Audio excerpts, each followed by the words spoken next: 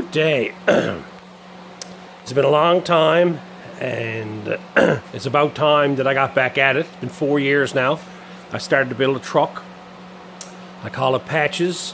I built it from basically the woods of Newfoundland, pieces of scrap cars that I could find here and there, and I put some little thing together. And I got the cab all mocked together about 4 years ago and mounted on a frame.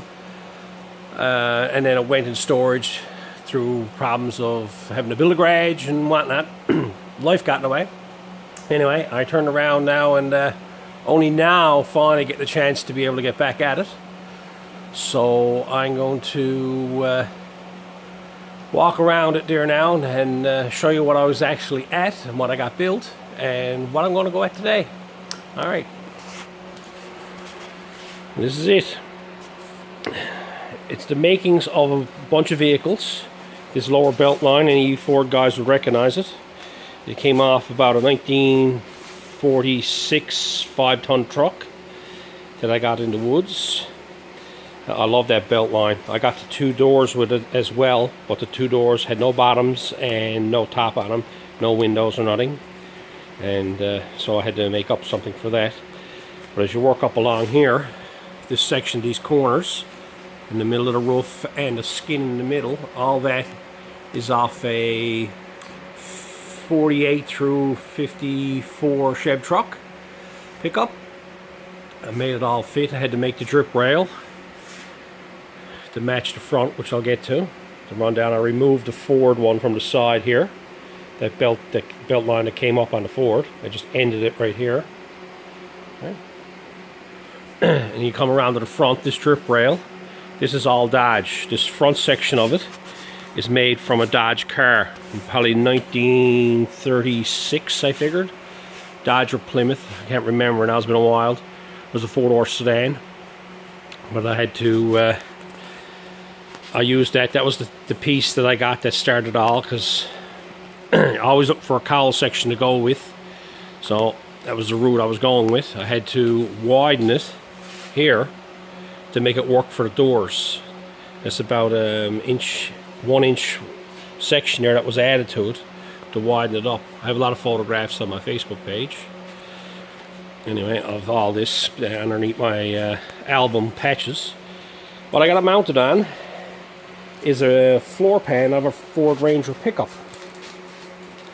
I based it off of this. I had this Ford Ranger and drove it for a number of years. It was a comfortable rig to drive in, and being a tall guy, it was kind of hard to have a small truck that you could fit in. So I'm basing everything off the measurements of the inside of a Ranger so I could be comfortable, because any of you tall guys out there know that you're not going to fit in a small 30s cab. As you can see here, what I got down here, I got the original firewall from the Ranger left, because I'm going to move the firewall forward to meet the Ranger one, so that way I'll end up with a lot more legroom. And that's the key to all these old trucks, making legroom. Anyway, I got your board now with all that. I got doors and everything made for this. And my project for today is going to be to finish this back window. Now, this is what I got to do this with. This is the back door off a 4-door sedan I found the remains of in the woods. It's another Dodge product, 35, 36 Plymouth Dodge, I'm not quite sure.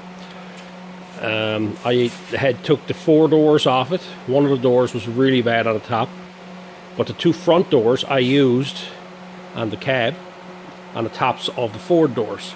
So this belt line here is in all of it. I love this stuff, right?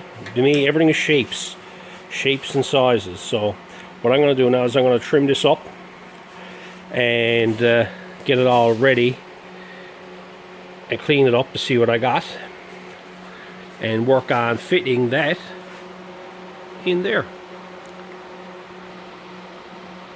Okay, I have the door all cut up.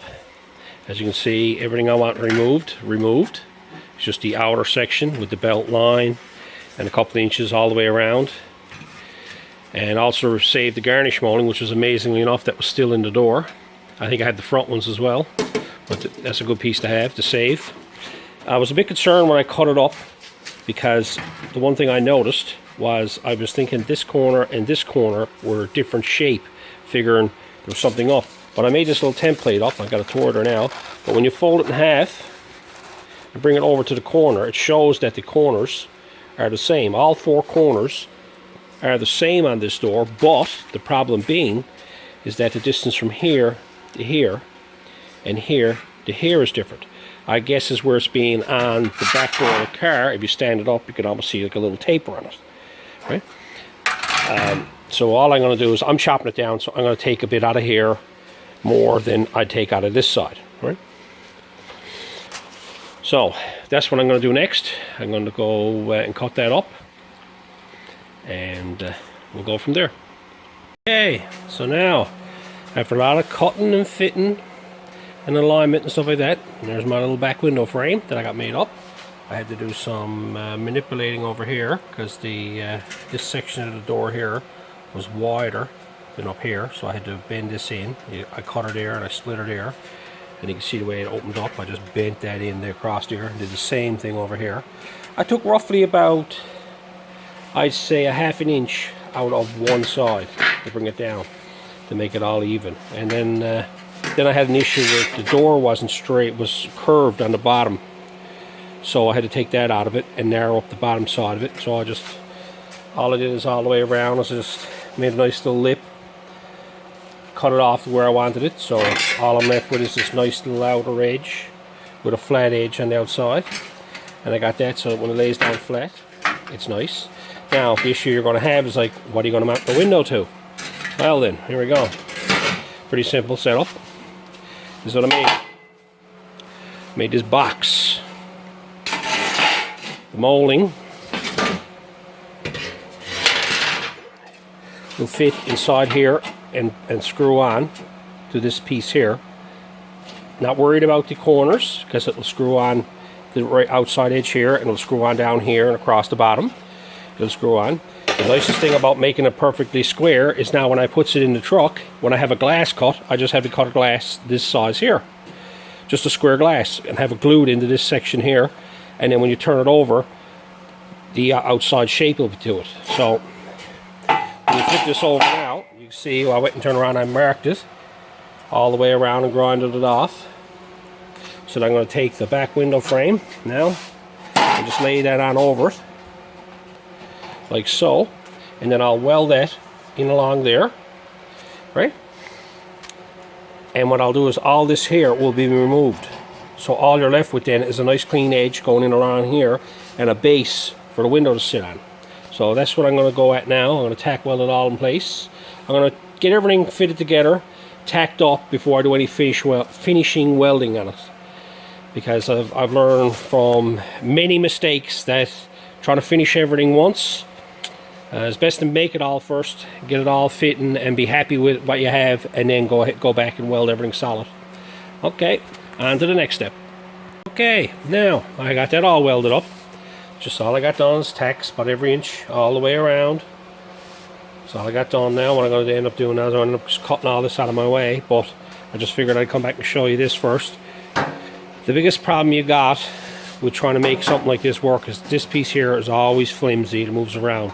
Making this box now has made the whole thing structurally solid. It's all square, right? So now you know you got a flat surface to put a window on. Is it high here? Is it low there? Or whatnot?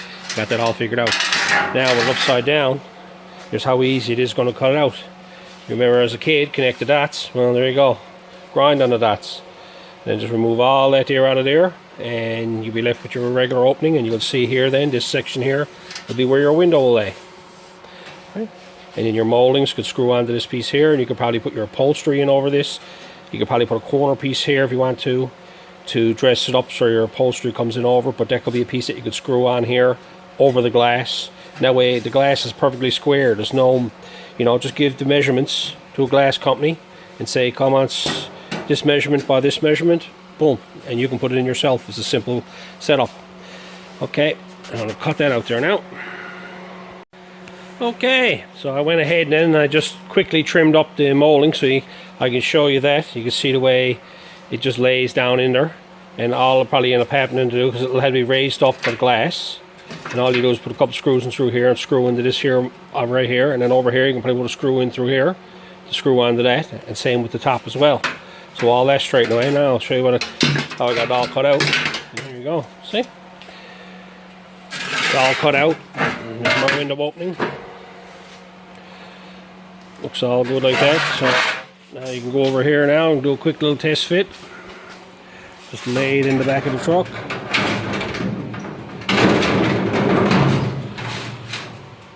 And that's the way that'll go in there.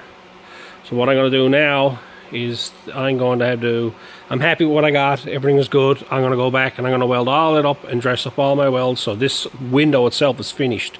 So when I put it in there, I won't have to do anything else with it. Okay, that's what I'm going to go at now. So there we have it. I got it all ground up. All inside and everything there. All finished. All where I cut it and chopped it and cut it down and widened it. I got all that done. Right. I just got a test fit in the back of the cab. Right. I'm happy with it. I'm pleased with it. I didn't want to have it too small. I just want to be able to actually use the thing.